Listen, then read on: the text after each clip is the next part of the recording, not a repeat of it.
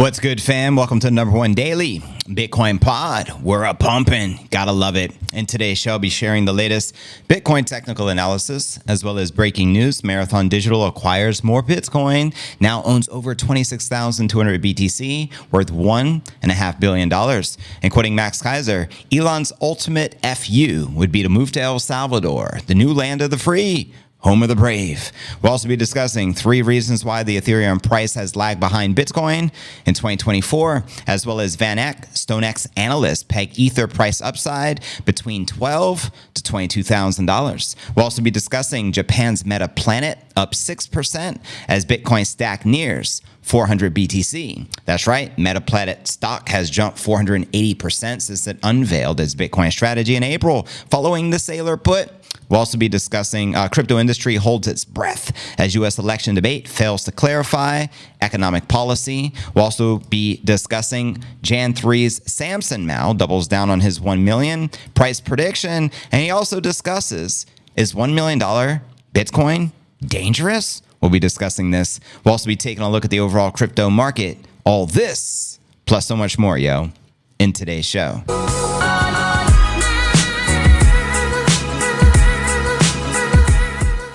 Welcome, everyone. If you're new to the channel, important to smash the likes. Go ahead and hit the subscribe button. Then hit the bell icon. Turn on all notifications to receive daily premium crypto news alerts every day like this. Today is pod 1756. I'm your host, JV. It's September 12th, 2024. And a lot happening. Bitcoin back in the green, which we love to see. Let's kick it off with our market watch. As we do each and every day, you can see Bitcoin up 1.1% on Coin360, trading at 58.3. We got Ether in the green, Solana, XRP, most of the cryptos pumping right now. And checking out coinmarketcap.com. Finally, we're back above a 2 trillion market cap. 2.05 trillion to be exact. The Bitcoin market cap, 1.149 trillion. We have roughly 63 billion worth of volume for the past 24 hours. And the Bitcoin dominance, let's check it out, 56.3%. And whoa, the lowest the Ether dominance has been in several years, all the way down to 13.9%. I can't even remember it being that low. Crazy. Bitcoin's been kicking Ethereum's ass. And checking out top 100 crypto gainers past 24 hours, we got WorldCoin up 14%. Sue up 13%, and Beam up 11.11. What a good omen. And let me know which alts, if any, you're bullish on for the bull. And checking out the crypto bubbles, we'll get a visual perspective on the daily of the market. I like to see it like this. Roughly 90% of the market in the green, some impressive gainers as well. And zooming out on a monthly, a little broader perspective, I'd say 60-40 in the green. And checking out the crypto greed and fear index, we're still in fear with a 31, yesterday at 37, last week at 29, and last month at 31 in fear. And checking out the time chain calendar. We're currently on Bitcoin block number 861,054. We got 188,946 blocks to go until the next halving. As you know, every 10 minutes approximately, we get a new block. And currently, the conversion is 1,717 Satoshis per dollar. Not too shabby. Stack them sats accordingly, fam. But let's continue with today's technical analysis, the latest of the charts. We'll also pull up the live charts and all that fun stuff. So here we go. Headline reads, Bitcoin price slips from 58 Gs as US PPI jobless claims surprise. Here you're looking at the 1-hour chart. Bitcoin saw volatility into the September 12th Wall Street Open as fresh US macro data offered mixed signals on inflation. That's right. TradingView showed Bitcoin heading below 58,000, still modestly up on the day, and at 0.3%. The August print of the PPI showed a month-on-month increase slightly beyond expectations, while its year-on-year equivalent was lower than the anticipated 2.4%. Quoting the Kabisi letter here, we saw a similar theme in the CPI inflation, with the annual and monthly inflation painting different pictures, and more attention focused on unemployment numbers, which also came in hot at 230,000 versus the expected 227,000. Kabisi maintained that the Fed would still opt for a modest 0.25% interest rate cut at its upcoming meeting September 18th, 6 days out. Meanwhile, the data from the CME Group FedWatch tool agreed, showing markets pricing in 85% odds at a 0.25% cut. And continuing, trader and analyst Mikhail Van de Poppe noted in the ECB they had front-run the Fed in delivering its own rate reduction. Quoting him here, monthly data points are worse than expected, but overall the PPI is lower than anticipated. Bitcoin itself looked for direction after the prior day's U.S. trading session produced erratic Bitcoin price moves. An initial drop soon reversed as Bitcoin copied a rise in tech stocks to finish the day above 57.3. And discussing market composition across both spot and derivatives, SKU suggested that overhead resistance around 60,000 was unlikely to dissipate. Quoting them here, markets doesn't seem that optimistic here, and it does make sense with resistance, overhang, and supply above. Will take a lot more to convince the market buyers to make a push here. Meanwhile, data from monitoring resource CoinGlass showed nearby ask liquidity strengthening at 58.5. Ironic, is precisely where we're at the time of this live stream. Keeping the spot price pinned below, so that's what we got to break above. And covering the multiple time frames, Bitcoin on-chain analyst Willy Woo pointed to more indecisive market conditions going forward. He referenced his own proprietary indicator signals as he outlines here. And shout out to Willy Woo. I'll read some of this. Bitcoin specific signal, short-term time in signal, 1 to 3 weeks of bullish swing. Medium term, he says demand supply bearish since the April halving, but some hopium.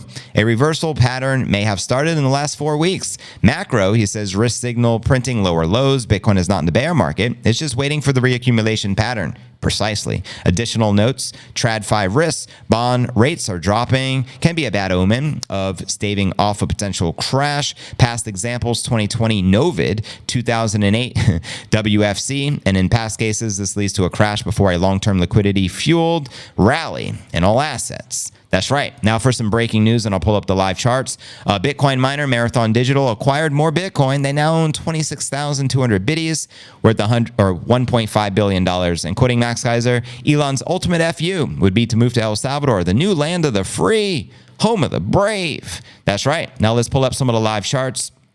And let's check out some of the different time frames for you guys. Welcome everyone just joining the stream. We already got 700 people here, and we're just getting started, family. So yeah, a lot going on here. This is a 1 hour chart. The most bullish target you can see in the blue is roughly $64,000. We do have a rising wedge formation, and we do have a bottom target you need to be aware of as well, sitting all the way down at 51,200. Let me know if you think the bottom is in. A couple of weeks ago, we tapped out at like 49, and then we bounced back. So let me know if you think we'll go lower, or do you think the bottom is in. And checking out the 4 hour chart right here. A lot of targets. The bullish target on the 4 hour, you're looking at a rising wedge pattern as well, and with an inverted head and shoulders, 63,700. And we do have a bottom target sitting all the way down at 51.3. And now let's check out the daily chart. Right now, all the charts are looking bullish, in my opinion. Here you can see 1, 2, 3, 4. We had 4 consecutive green daily closes, then a little corrective red, and now we're maintaining the green again. And again, if we can decisively break above 60,000, that'll be a great indicator. It won't be long before we return to price discovery at 73.8. I think Q4, meaning October, the following month, I think things are going to get really exciting. Let me know your thoughts. And checking out the daily chart, we do have that bottom target at 47.7. Keep that on your radar. And we'll check out the 1 week. We still have that bullish cup and handle pattern sitting at, what is it, 125? Yep, roughly 125,000. I think we can tap that potentially fourth quarter. Let me know if you think we can hit 125,000 fourth quarter. Also, Standard Chartered Bank just came out doubling down that they believe will hit 125,000. And keep in mind that the primary shareholder of Standard Chartered Bank is none other than BlackRock. And here's the 1 month chart, family. You can see we've had a lot of sideways trading action. Let's see where September takes us leading into the fourth quarter, and we'll go from there. Our next story, headline reads, 3 reasons why Ethereum price has lagged behind Bitcoin this year in 2024. And as I pointed out earlier, the Ether dominance is the lowest I have seen it in many years. I haven't seen it at 13.9 in so long. I don't remember how long it's been. So anyways, Ether's price is trading around a 40-month low against Bitcoin. Whoa! As it continues to trail Bitcoin's price performance this year, ETH trades just 0.02% above its January 1st opening, while Bitcoin has surged 36%. Sucks for the Ether hodlers there. Here you're looking at the Ether Bitcoin year-to-date performance. So, I mean, that's the tail of the tape right here, family. Now, let's dig into some of the reasons of Ether's continued underperformance. We have Ether down 34% over the last 90 days, underperforming Bitcoin, whose price has dropped only 15% in the same period. That's right. Now, the Ether to Bitcoin ratio is also down approximately 22% over the last 3 months, reaching a multi-year low of 0.04057 on September 11th. The decline in the ETH BTC ratio indicates a lack of demand for Ether, with investors preferring Bitcoin over ETH. Well, I mean, is there even a comparison anymore? To put this in context, U.S. spot Bitcoin ETFs have largely been more successful since their approval by the SEC.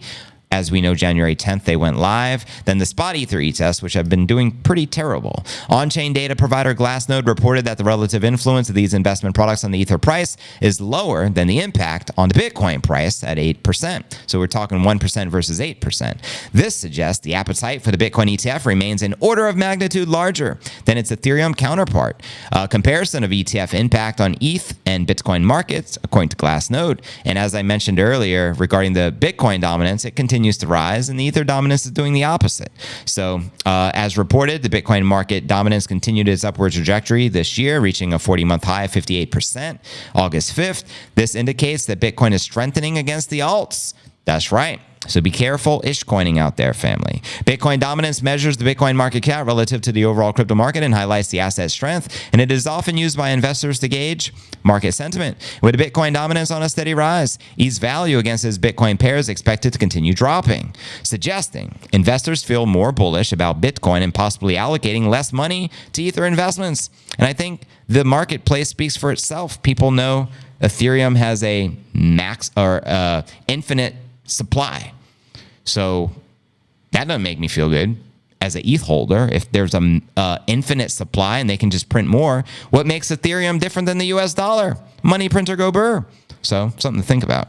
And measuring the number of the active addresses on the network provides a quick and reliable indicator on the effect use of the blockchain demand for the underlying token. The current 30-day average of 430,250 active addresses on the Ethereum network is a 7.7% decrease from 90 days ago, nowhere near 686,000 seen in May 2021. Thus, on-chain data shows that users are interacting less with the Layer 1 blockchain, suggesting a reduction in Ether token transactions. Other sus things to consider. Allegedly, many of the ETH Foundation founders have been dumping their ETH. But on a different note, allegedly, Vitalik has a girlfriend, which took me by surprise if the claim is true. Gauging the number of unique wallets on the Ethereum blockchain gives a broader view of the dApp usage on the network. According to dApp Radar data, Ethereum dApp's active addresses have declined by 19% over the past 19 days. Overall, the data is disheartening, considering competing blockchains such as Solana and Tron saw 257% and 343% increase in total UAWs over the same period. There is a need for sustained network growth and increase in Ether transactions and dApp usage for ETH to rise above $2,400. But yeah, let's continue where we left off. Now for some bullishness for Ether. According to Van Eck, I mean, it is a serious asset manager and player in the game. So let's discuss this. The headline here reads, Van Eck, StoneX analyst, peg Ether price upside at 12,000 to 22,000 per coin. I mean, I still think it can absolutely hit these targets, especially if Bitcoin peaks out at multiple six figures, you know, for this cycle peak. Obviously, a rising tide rises all ships. Now, Ether spot price could potentially rise between 12,000 and 22,000 by the end of the decade. Good Lord. That's a long time. In an upside scenario, according to two estimates from analysts at StoneX digital asset manager Van Eck, Matthew Siegel, Van Eck's head of digital asset research, expects the Ethereum network to generate up to $66 billion in annual free cash flow by 2030, driving spot Ether price as high as 22,000 per coin. And we have David Kroger, data scientist at StoneX, sees the ETH price climbing roughly 4,600 over the next 18 months. I think the all-time high is roughly 4,600. So if you add 2,000 to 46, what is that? 6,000, maybe 7,000. Quoting him here, the upside, though, is much higher, around 12,600, especially considering some of the upcoming technological upgrades that Ethereum is working on.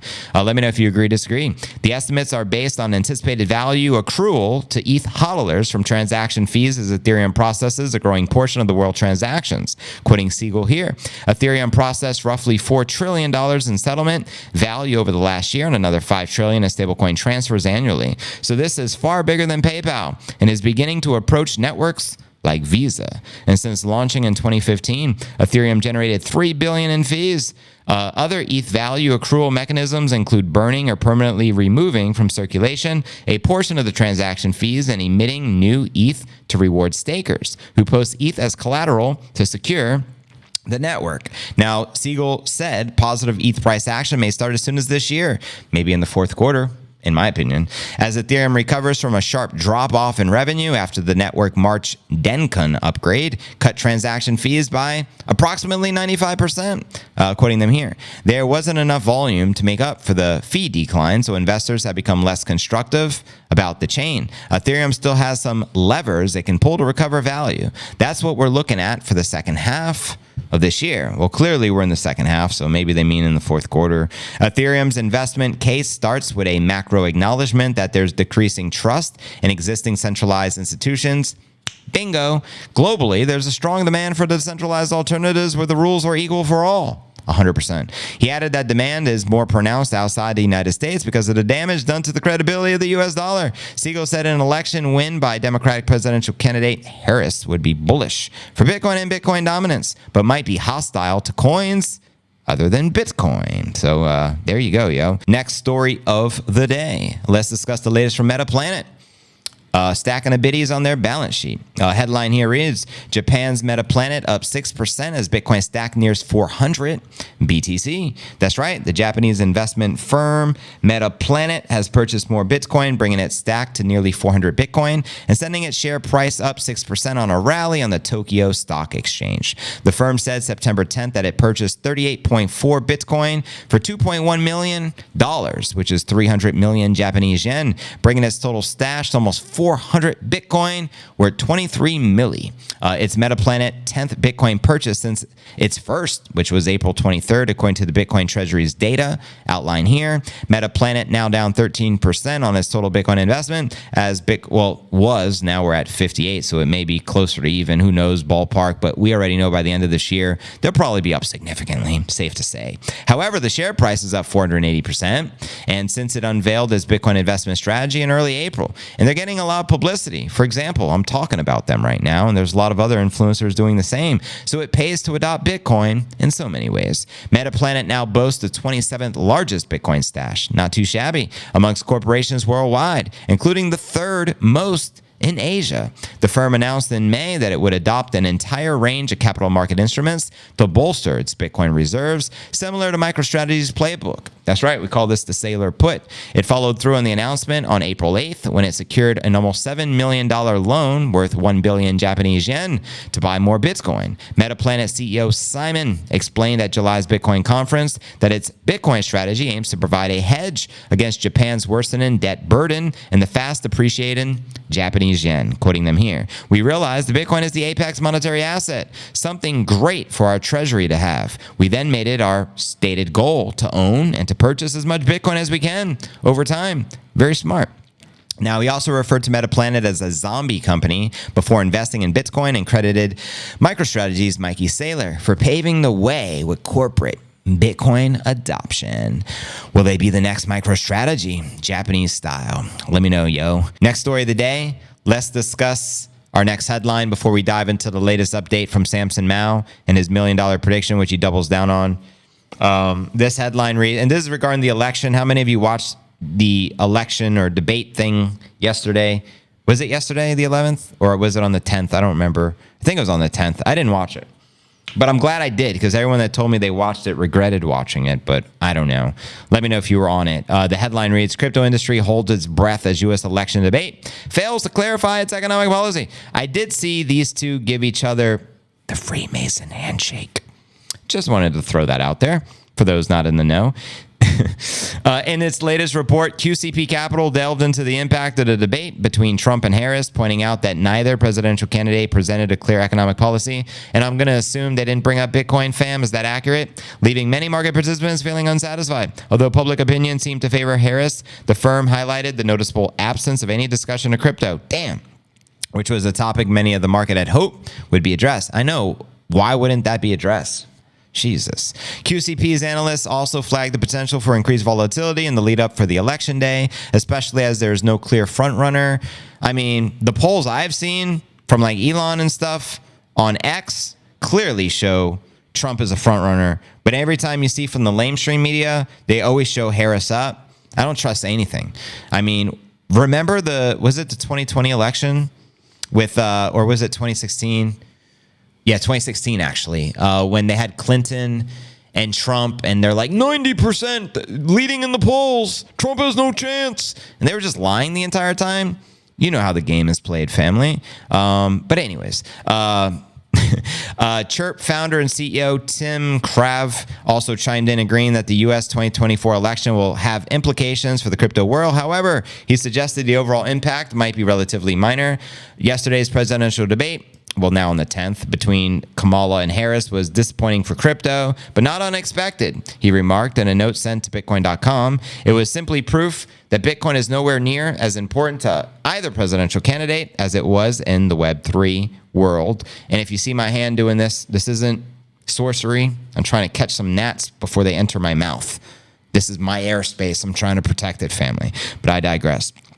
He observed that over the past few months, the entire crypto space has practically hit pause, holding its breath and anxiously awaiting the results of the U.S. election, which we all know, I believe, November 5th, right? While it's possible crypto might get more attention in the next presidential debate, the Chirp CEO urges the industry not to rely solely on politics. Amen.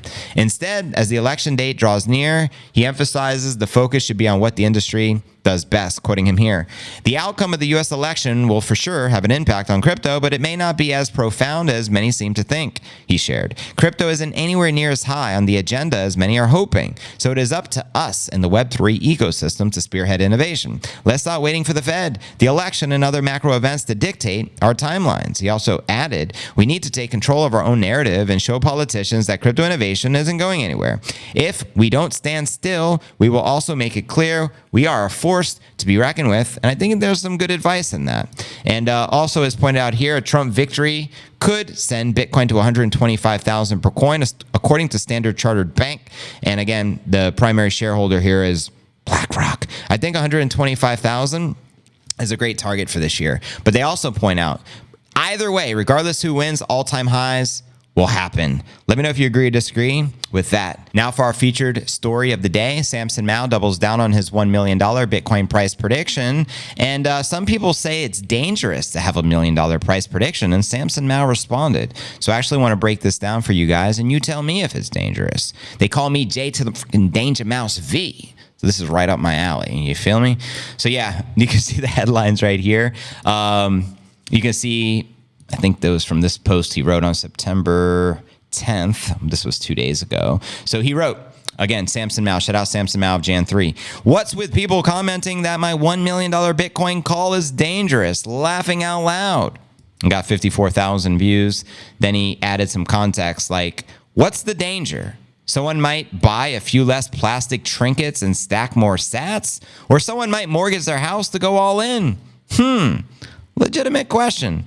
People do similar things when I share these streams. Like, oh my God, JV, that's so dangerous. How dare you make a prediction or cover a prediction? Bitcoin's going to $100,000. I just don't understand. That's danger. And I'm like, yo, it's J to the motherfucking Danger Mouse V. You know what I mean? So someone wrote here, 1 million is way too bearish when Saylor, Fidelity, and others are flinging around fiat values multiple times this over time. Correct. My previous stream, we discussed Michael motherfrickin' Saylor's base case, 13 million. Base case, 13 million. So let that sink in, yo. And then Samson responded, I know, right? So anything can happen, something you got to consider. Like realistically, Bitcoin has no top. Why is that? Because fiat has no motherfucking bottom. That's a fact. But let's dive a little deeper into this article. Here we go. And again, shout out Samson. Commenting on those alerts, Mow tweeted, what's with people commenting that my 1 million Bitcoin price call is dangerous? In the comment thread, Jan3 Boss added that the danger is most likely that someone might buy a few less plastic trinkets and stack more sats. That just means like less fiat in the bank. Put it in the Bitcoin. Perhaps meaning altcoins, buy those plastic trinkets. Pretty much. Another danger, he said, is that someone might mortgage their house to go all in on Bitcoin. I mean, Mal reminded the ex-audience that he had similar remarks about dangerous Bitcoin calls in the past when he predicted Bitcoin surging to the 30,000 level. He makes a good point. There's always going to be those guys out there. No matter what we say, they're just perma-bears, and they just are hateful at the fact we can look into the future based upon what we have witnessed in the past 15 years of the most appreciating asset in human history. I mean, run the math. Bitcoin was once for free. Nobody wanted it. I mean, in the very beginning, 15 years ago, nobody even wanted Bitcoin. Now it's like 60 G's. Everyone's lined up, but wait till it's 100,000. I think that's when the retail will take place this cycle. Let me know if you agree. So at the start of the year, Mao actively tweeted that he expected Bitcoin in terms of market cap to skyrocket to $1 million per coin in the near future. I mean, look at this headline right here. Samson Mow doubles down on his $1 million Bitcoin price prediction. We've covered this, obviously. The first one was the Bitcoin halving.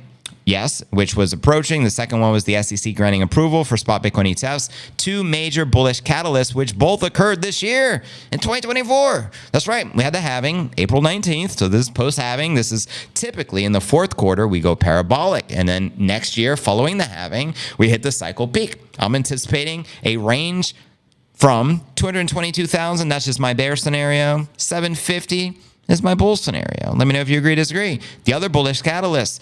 The ETFs went live. All the major asset managers, including the largest, BlackRock, as of January 11th. And since then, they have done over $20 billion in volume, the most successful ETF in the history of ETFs. And BlackRock's just getting started. They now have more Bitcoin than MicroStrategy. And it took MicroStrategy 4 years. And MicroStrategy has 226,500 biddies. Let that sink in. Mao believed that the halving would definitely create a supply shock. That's another bullish catalyst I think could occur here in the fourth quarter for the biddy. While the ETFs all accumulate the Bitcoin within their reach, and they're not selling, which would soon make a demand shock for the biddy. And according to him, as soon as those shocks met, Bitcoin would soar to $1 million per coin. And in one of the summer tweets, Mao predicted Bitcoin would reach 1 million within the next year, within the next 12 months. And the best part, he believes it.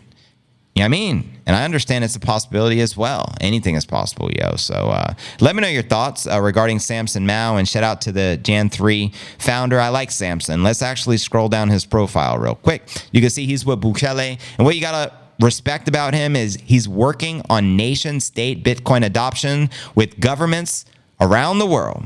Senator Indira Kempis, Mexico, president of Colombia is a Bitcoiner, thanks to Samson Mow. So he's doing big work with Bitcoin global adoption. So he already knows. This person wrote Bitcoin pumped 20x in 2017 from 1,000 to 20,000. I remember, I was there. That was my year I got in. When I first got Bitcoin, it was $1,500 in frickin' 2017. By the end of the year, it was almost 20,000. So can Bitcoin potentially 20x? It has before in a year.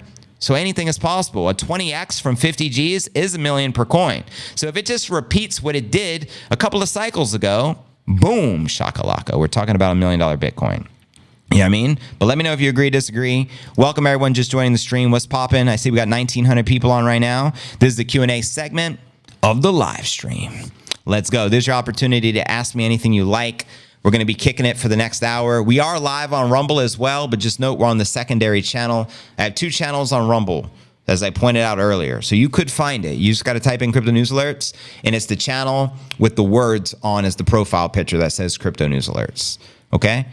I love Sam, says Shortcoin. Oh, what Sam are we referring to? Hopefully not Bankman-Fried. Cam said against for the open border, starting from the beginning. Hello again from Clearwater, Pinellas County, small world. Before I came here to Puerto Rico, I was living in Clearwater at the Grand Bellagio. What up, JB? Shout out on the rolling. What's poppin', brother? See the future. You're a wizard, sir. That's right. I don't keep my mind stuck in the past. I'm either in the present or I'm focused on manifesting the future. And in the future, I can see a 20x. Easy peasy. 1 million Bitcoin, not even a question. I know with certainty it'll happen. Not investment advice. Everything I share in the stream is for entertainment purposes only. You feel me? I'm going to be rich. Amen. Hopefully all of you are rich. That's the goal. If you hodl, you have that opportunity. You know what I mean? 225,000 by the end of the year, I dig it. Thanks for sharing, Oracle. I love Clearwater. I have some friends over there. Nice. The beaches are beautiful. Great place to be.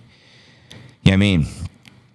Same here. It's like they're from another planet. 500,000 to 750 is the cycle peak. 2025. Right on. Oh, Samson. Yeah, Samson Mow is amazing. That's why I love to cover him. Some of my favorite Bitcoiners, just FYI. I'll throw it out there. I love Max Kaiser, Stacey Herbert. I love Bukele. I love Michael Saylor. Samson Mow, of course. Jack Mallers, the one and only. Those are some of my faves. Who am I forgetting? Diana, thank you for the repost. Just reposted you. If you guys can repost the stream, it only helps out. We got close to 2,000 people already on. Let's try to get to 3,000. We're going to be streaming for the next hour.